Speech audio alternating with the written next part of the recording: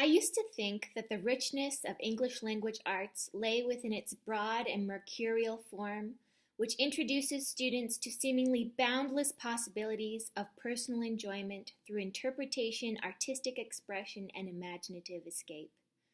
Now, if you can believe it, I envision an even broader scope, one that is committed not just to the individual but to the collective, one that continually considers context across cultures to foster critical literacy, social justice, and hope.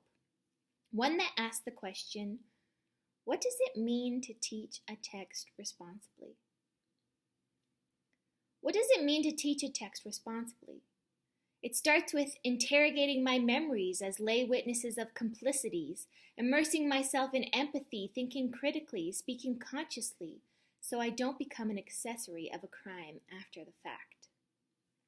It means seeing the diversity in my classroom as an asset and not a liability, as a way to access multitudinous stories, to explicate complexity and answer the question, what does this have to do with me? I met Shanice in a grade 10 class. She told me how she loved to eat raspberries because raspberries don't grow in Nigeria.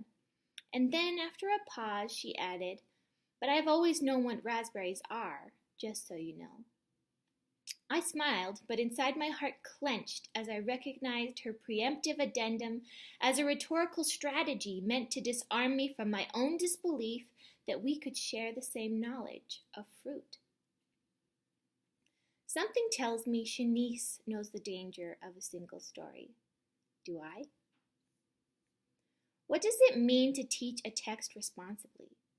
It means giving students the knowledge and tools to deconstruct and dismantle the frosted psychology of Canadian history that sought to scrub the skin and bleach the soul of Indigenous families, whose resilience and resistance retained ways of knowing that crashed like thunder in our hearts and minds, shaking the apathy from our eyes as we realize that education can mean cultural genocide. Now I see that we must commit to our classroom collectives by embracing each other in a recursive loop, centering voices to provide choices, writing to right wrongs, and reading so we can learn to tell our own stories where texts are quarries and students stand tall, pickaxe in hand, surrounded by riches.